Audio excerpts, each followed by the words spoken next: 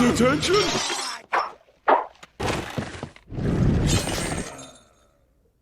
Well, we're waiting. Thank you.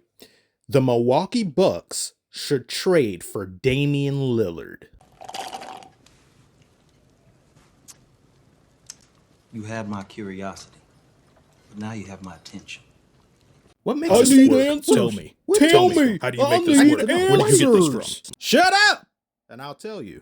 This is piggybacking off of something Mr. Max B. Kellerman said while he was still on First Take. Shaquille Icy Hot O'Neal proclaimed Giannis Antetokounmpo to be the new Superman, the son of Jor-El, the last son of Krypton. Faster than a speeding bullet, more powerful than a locomotive, can leap tall buildings in a single bout. Okay, yeah, you get it. You understand it.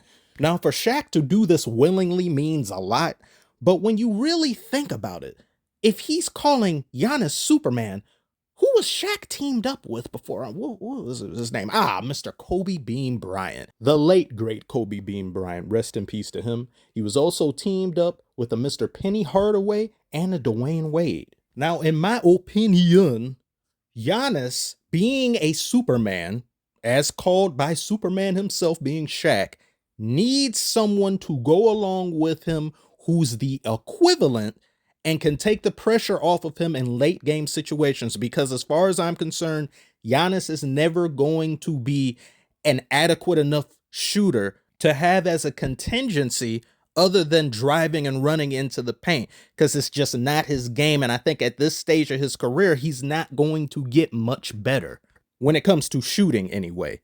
Late game situations, he's missing free throws. That's unacceptable and all. They had hack a Giannis strategy in these past playoffs. This man threw the ball out of bounds. He treated that ball like an absentee father. He wanted nothing to do with it. Middleton was seen as the answer for some time, where Middleton was the closer for this team, but Middleton came up short. Different spurts, he would be injured. He wouldn't be as effective as he should be, or one might think he should be. Drew Holiday, they made the trade for him. That was a great trade at the time.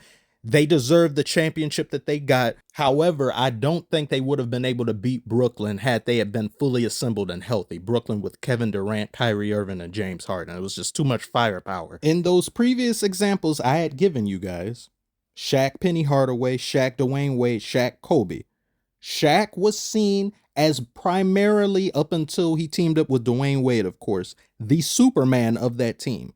And you can never go wrong with Batman and Superman on one team working together, except when it's in the movie theaters. That was trash. That I don't even want to talk about that. As a DC fan, I don't even want to talk about that.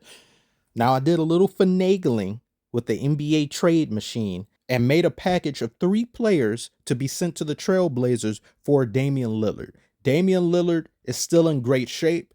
He is that guy. He is him in the fourth quarter. He is extremely clutch. You can count on him to get you buckets when you need them. And he's always been somewhat consistent, dependable, more than worthy of his paycheck. And with him on the Bucks, Giannis no longer has to bear the burden of being the one to initiate offense or do things himself. I know it hasn't always been him, but he's had to make something happen when he is a pretty good playmaker and all, but when the shooting just isn't there, there's only so much you can do and generate, and Giannis has been stopped numerous times. Miami Heat created a wall around him or closed in on him and did a zone, and he was proven to be completely neutralized by that.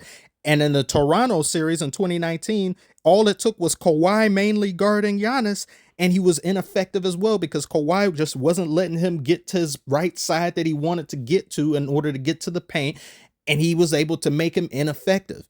Giannis, in almost all of these situations, turned into a jump shooter or just a straight up facilitator because he just couldn't do anything. He was damn near unplayable at certain times. And when you have others on the team who can't get their shot as well, your whole offense is dead. But if they were to add Damian Lillard to this team, all of those problems are non-existent or barely affect the bottom line of the team. Because now, in my opinion, Giannis and Damian Lillard would be second to maybe the best duo in the NBA behind maybe either Jokic and Murray.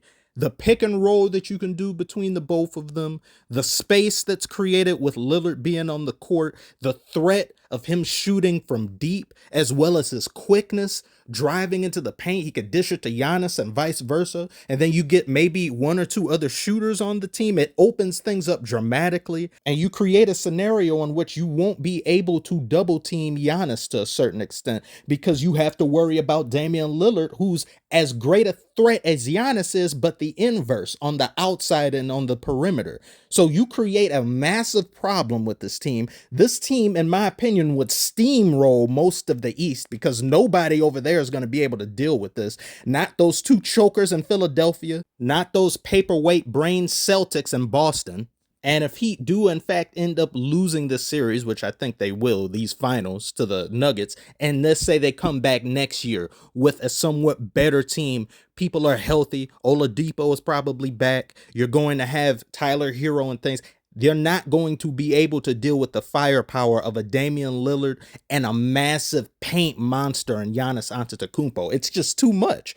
And this series with the Nuggets and the Heat has shown us that as good as a coach as Eric Spoelstra is, as amazing as he is with all of his schemes and sets, you can only do so much against such great all-time talent as we see in Jokic and Murray. The task becomes so insurmountable, you're going to have teams downright demoralized and just unenthused to have to guard the both of them night after night. And the best part is that Damian Lillard, for the most part, stays healthy. Giannis, for the most part, stays healthy. Their health is never really in question. Their dedication to the game is never really in question. They could very well be competitive and be an elite championship contender for the next 3 to 4 years, to be honest with you, because I don't see Damian Lillard slowing down, at least not yet at his age, or I think he's 32. That's more than enough time to be able to get either a ring or make a couple finals appearances. And Giannis has only just entered his prime. So even if Damian Lillard starts to age somewhat, slow down somewhat, he's still going to be a threat on the perimeter because shooters never really lose their skill and mentality out there like that, especially when you've got such a huge issue in Giannis to deal with. Damian Lillard is going to have possibly the most space he's ever had in his entire career. Look at me, Damian. It's all for you. Trailblazers, please make this happen and get this man off the team, please. He deserves better than this. He's too loyal for his own good. I appreciate the loyalty, but let him be great somewhere else. Damian Lillard, flee, go, spread your wings, fly. If anyone needs to fly, it's you. Now, tell me if you guys think this could possibly work. Is this feasible? I know this was an NBA trade machine. I know there's probably other things to take into consideration, picks and stuff of that nature.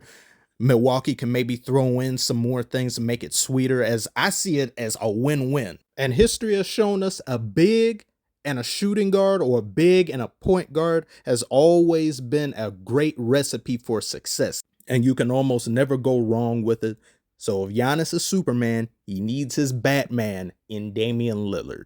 Somehow get it done, Milwaukee or Trailblazers. Somehow one of you approach the other one, shake each other's hand, make a cup of coffee for each other. I don't know. Do it. So yeah, thank you for making it this far. Like, comment, subscribe if you're new. Tell me if I'm right or wrong. I'd like to hear what you all have to say. Thank you, and I will see you on the next video that will be the finals. Game 5? Is it 5? Yeah, I think Game 5. I'll see you.